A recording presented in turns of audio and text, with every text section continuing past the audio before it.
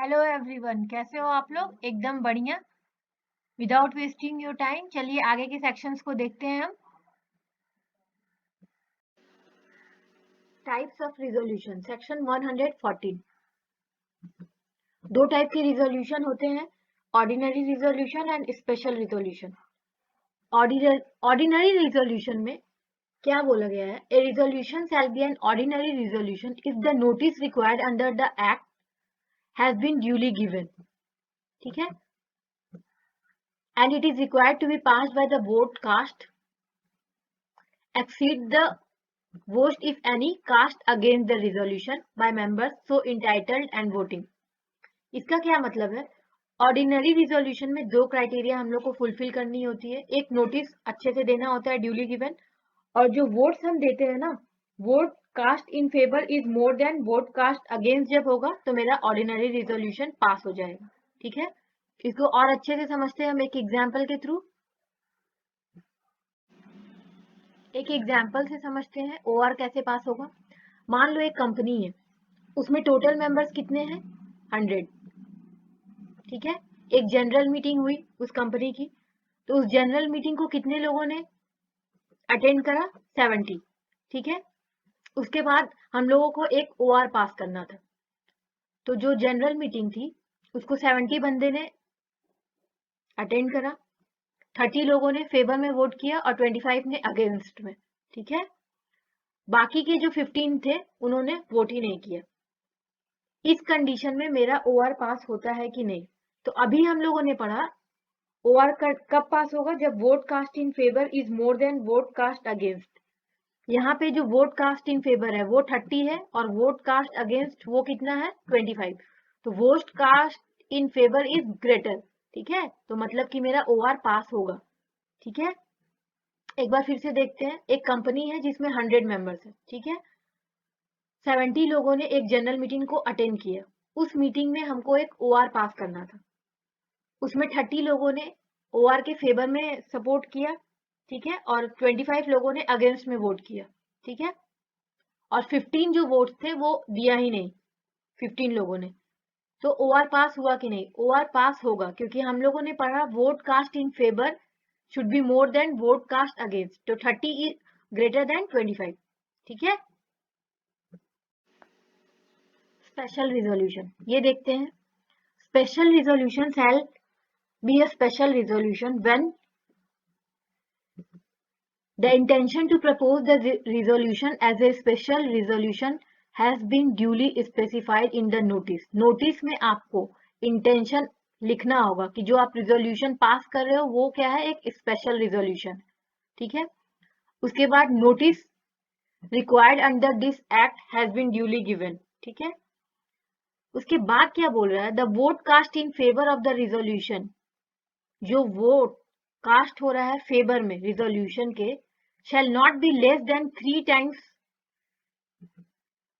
the number of the votes if any cast against the resolution by members so entitled and voting।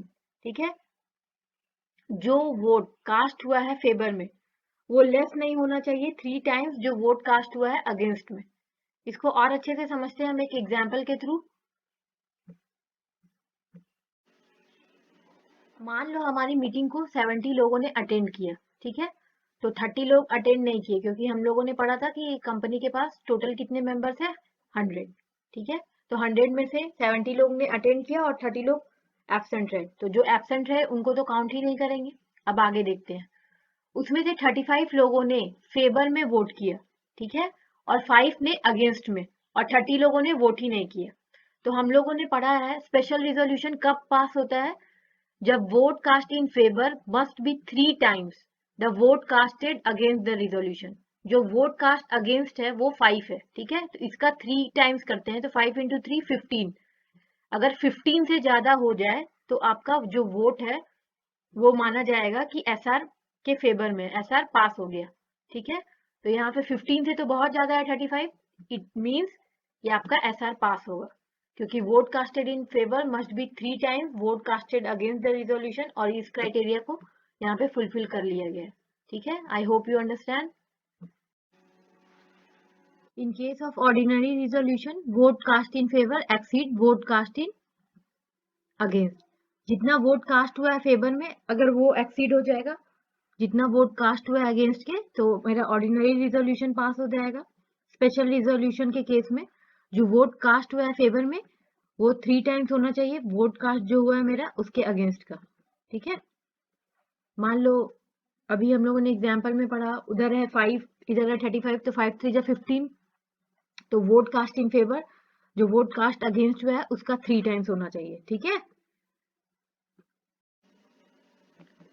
Section 115 resolution requiring special notice.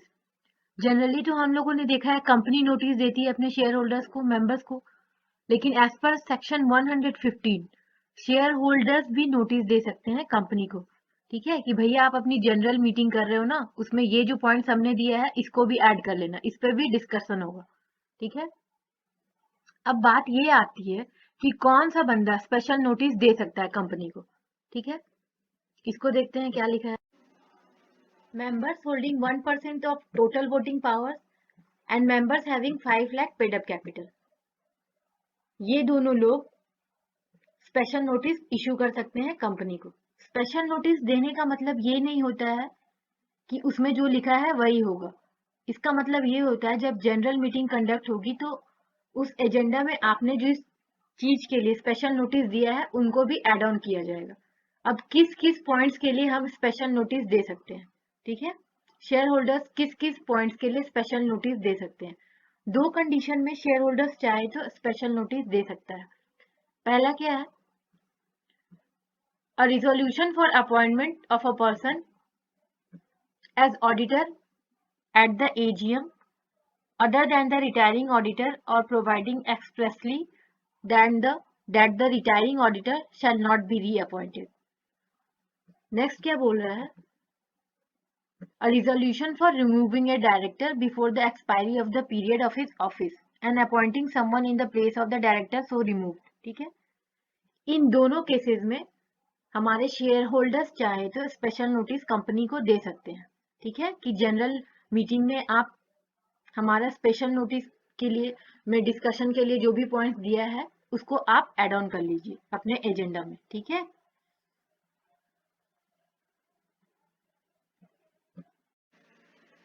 अब ये special notice share holders company को 14 days before the meeting देंगे, और जब company को ये notice मिल गया, special notice मिल गया शेयर होल्डर्स की तरफ से, तो कंपनी एटलीस्ट 7 डेज बिफोर ये नोटिस सभी को दे देगी जो और मेंबर्स बचे हुए हैं।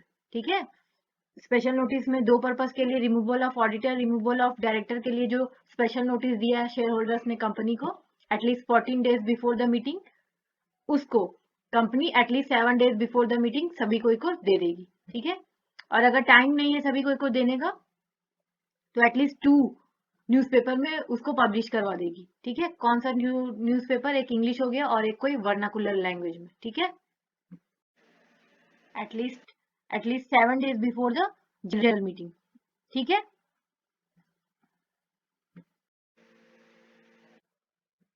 Section 117 resolution and agreements to be filed with the registrar. ये सेक्शन बताता है कि कंपनी को MGT 14 फाइल करना पड़ेगा विद इन 30 डेज अगर आप रिजोल्यूशन पास करते हो। ये देखिए ये बोल क्या रहा है, section 117 provide that a copy of every resolution और the agreement in respect of matters specified therein together with the explanatory statement shall be filed in form MGT 14। Resolution pass किया आपने तो आपको MGT 14 फाइल करना होगा registrar को with in 30 days. ठीक है, अब हम देखते हैं किस किस मैटर्स पे हमको ये फाइल करना होगा। ठीक है, अभी आगे देखते हैं। फर्स्ट पॉइंट है SR पास किया है अगर आपने जनरल मीटिंग में। ठीक है, नेक्स्ट पॉइंट क्या बोलता है, resolution requiring consent of 100% members. ठीक है, इस केस में भी आपको MGT 14 फाइल करना होगा रजिस्ट्रार को with in 30 days. Next point बोल रहा है बोर्ड रिजोल्यूशन टू अपॉइंट और रीअपॉइंट MD। इस केस में भी आपको MGT 14 फाइल करना होगा उसके बाद बोल रहा है any resolution in class meeting. Next, voluntary winding up के केस में as per section 59 of the IBC code 2016, और कोई अगर आप रिजोल्यूशन पास करते हो in respect of matter under section 179 sub section 3, इन सब के केसेस में आपको MDT 14 फाइल करना होगा रजिस्ट्रार को with in 30 days of passing of the resolution. ठीक है, यहाँ पे एक एक्सेप्शन दिया हुआ है, specified IFSC public company and specified IFSC private company को अपना MDT 14 फाइल करना होता है with in 60 days of passing और मेकिंग देयर ऑफ। जब आपका रिजोल्यूशन पास हो गया उसके विद इन 60 डेज आपको अपना MDT 14 फाइल करना होता है इन case of IFSC public company and specified IFSC private company. ठीक है, section 103 quorum for meeting. Quorum refers to the minimum number of members required to constitute a valid meeting. जो minimum numbers of member हम लोग को चाहिए होगा ताकि हम लोग एक वैलिड मीटिंग को कंडक्ट कर सके, उसको हम लोग क्या बोलेंगे? कोरम। हम लोगों ने पहले ही पढ़ा था, कोरम के लिए हम लोग को 3 P's को फॉलो करना होता है, प्रॉपरली कन्वीन्ड, प्रॉपरली कंस्टिट्यूटेड और प्रॉपरली कंडक्टेड। यहाँ पे हम पढ़ेंगे पब्लिक कंपनी के केस में और प्राइवेट कंपनी के केसेस में दोनों में कितने कितने मेंबर्स प्रेजेंट होंगे अलग अलग कंडीशन में, तो हमारा कोरम वैलिड होगा। ठीक है, इसको देखते हैं। In case of public company, as on the date of meeting number of members not exceeding 1000, तो 5 मेंबर्स पर्सनली प्रेजेंट होंगे तो वो हमारा कोरम हो जाएगा। More than 1000 but up to 5000 quorum will be 15 members if present personally. As on the date of meeting, if the number of members exceed 5000, in that case quorum will be 30 members personally present. ठीक है, not exceeding 1000 में 5 members if present personally as on the date of meeting, more than 1000 but up to 5000, 15 members will be the quorum if present personally. If the number of members exceed 5000 as on the date of meeting, quorum will be 30 members present personally. इसके साथ या फिर जो भी articles में mentioned हो whichever is higher। ठीक है, आर्टिकल में जो लिखा हुआ है या इन तीनों कंडीशन में जो भी हायर होगा, ठीक है, चाहे आर्टिकल्स का जो मेंबर्स है वो हायर हो या इन तीनों कंडीशन में जो मेंबर्स है उन दोनों को कंपेयर करेंगे, जो भी मेंबर हायर होगा वही हमारा कोरम होगा in case of public company. ठीक है, इन case of private company 2 members जो पर्सनली प्रेजेंट है या फिर जो आर्टिकल्स में मेंशन्ड है विचएवर इज हायर वही हमारा कोरम होगा। ठीक है, इन case of private company 2 members या फिर जो आर्टिकल्स में मेंशन्ड है विचएवर इज हायर वही हमारा कोरम होगा in case of private company. Quorum must be present personally. उसके बाद एक पॉइंट दिया गया है consequences of no quorum. If the quorum is not present within half an hour from the time appointed for holding a meeting of the company, अगर with in half an our जो time appoint हुआ था for holding meeting उस समय तक quorum नहीं आ पाता है, इन दैट केस उस सिचुएशन में the meeting shall stand adjourn, जो मीटिंग है हमारी वो एडजर्न हो जाएगी to the same day in the next week at the same time and place. ठीक है, नेक्स्ट वीक उसी समय पे उसी प्लेस पे, या फिर और to such other date and such other time and place as the board may determine। और क्या बोल रहा है, अगर मेंबर्स ने रिक्वेस्ट करके मीटिंग बुलाई है, ठीक है, और कोरम प्रेजेंट नहीं हुआ, इन दैट केस वो जो मीटिंग है हमारी वो कैंसिल हो जाएगी, वो एडजर्न नहीं होगी। ठीक है, अगर मेंबर्स ने रिक्वेस्ट करके बुलाया है तो। ठीक है, अंडर सेक्शन 100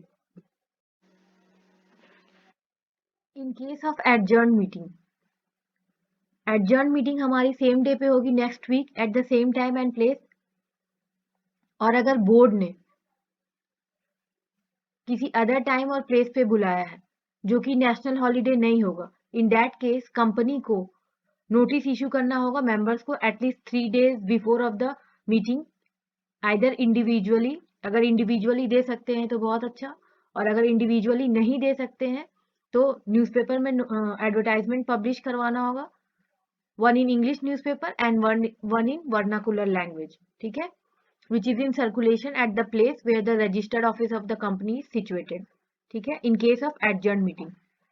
और क्या बोल रहा है, no quorum in the adjourn meeting, जो हमने मीटिंग एडजर्न करी है उसमें भी अगर हमारा कोरम प्रेजेंट नहीं होता है, in that case if at the adjourned meeting also a quorum is not present within half an hour from the time appointed for holding meeting, within half an hour अगर हमारा adjourned meeting में भी quorum नहीं आता है, ठीक है, in that case the members present not less than 2 will constitute the quorum, ठीक है, ये हमने पहले भी देखा था।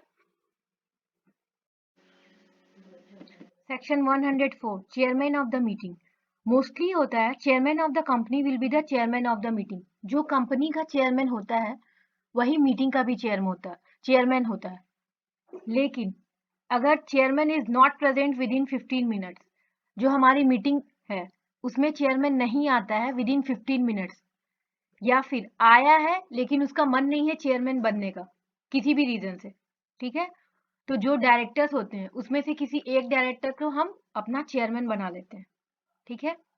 नेक्स्ट कंडीशन बोल रहा है but if no director is present within 15 minutes, लेकिन कोई डायरेक्टर नहीं आया विद इन 15 मिनट्स, और अगर डायरेक्टर आया है लेकिन उसका मन नहीं है किसी भी रीजन से, ठीक है, उस कंडीशन में क्या होता है, one among the member will become the chairman, ठीक है, जो मेंबर्स होते हैं वो अपने में से किसी एक बंदे को चेयरमैन चुन लेते हैं, ठीक है।